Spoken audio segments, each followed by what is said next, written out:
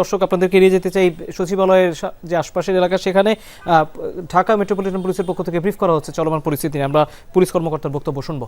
সংরক্ষিত স্থান বাংলাদেশ সচিবালয়, সেই সংরক্ষিত স্থানে যেখানে মিছিল মিটিং সভা সমাবেশ সব কিছুই নিষিদ্ধ, সেটি তারা বারবার ভঙ্গ করেছে। ভঙ্গ করে তারা ভিতরে ঢুকেছে।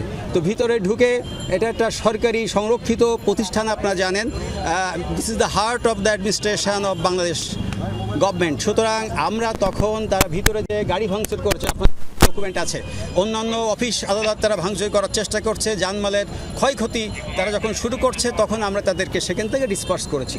তো আমরা চাই শান্তিপূর্ণ উপায়ে প্রতিটি সমস্যার সমাধান হোক। তাদের যদি কোনো দাবি দাওয়া থাকে তাহলে যথোপযুক্ত অথরিটির সাথে তারা সেটি উপস্থাপন করবে। আমরা এ বিষয়ে তাদের অবশ্যই হেল্প করব। আমরা চাই এই যে সংরক্ষিত স্থানে কোনো ধরনের দাবি দাওয়া নিয়ে যাতে কোনো পক্ষই, ছাত্র শ্রমিক জনতা, কেউই যেন সংরক্ষিত যে স্থানগুলা, ডিএমপি যে স্থানগুলা সার্কুলার দিয়ে নিষিদ্ধ করেছে, রাজনৈতিক বা সকল ধরনের সভা সমাবেশ যেখানে নিষিদ্ধ আছে সেখানে তারা যেন সমবেত না হয়।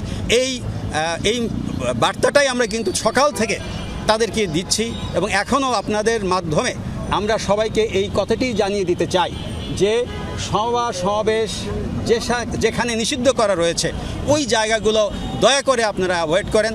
আমরা চাই শান্তিপূর্ণ উপায়ে আপনাদের যদি কোনো দাবি দাওয়া থাকে সেটি সমাধান অথরিটি করবে, প্রপার অথরিটি। শিক্ষার্থীদের দাবি নিয়ে কোনো মহলের সাথে কথা বলেছি আমরা অবশ্যই, আমি ইতিমধ্যে সচিব এবং উপদেষ্টা স্যারকে জানিয়েছি, তাদের যথাযথ দাবির পক্ষে আমরা এটা চেষ্টা করব। Thank you.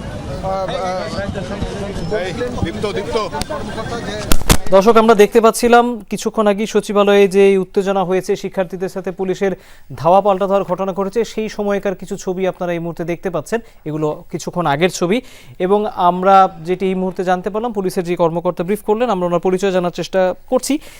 তিনি যেটি জানালেন এই মুহূর্তে যে যেহেতু সচিবালয়ের সামনে ঢাকা মেট্রোপলিটন পুলিশের তরফ থেকে বেশ কিছু, এটি একটি গুরুত্বপূর্ণ সরকারি বা প্রশাসনিক স্থাপনা, কেপিআই জোন যেগুলোকে বলা হয়, এসবের সামনে কিন্তু বেশ কয়েকদিন ধরে আসলে কোনো ধরনের সভা সমাবেশ বা জমায়েত যাতে না হয় সেটি আগে থেকেই পুলিশের পক্ষ থেকে নির্দেশ দেওয়া হয়েছিল। সেটি আবারও তারা সেইটি নিশ্চিত করতে আসলে তারা ছাত্রদেরকে সরিয়ে দিয়েছেন, এমনটা দাবি করেছেন পুলিশের কর্মকর্তা।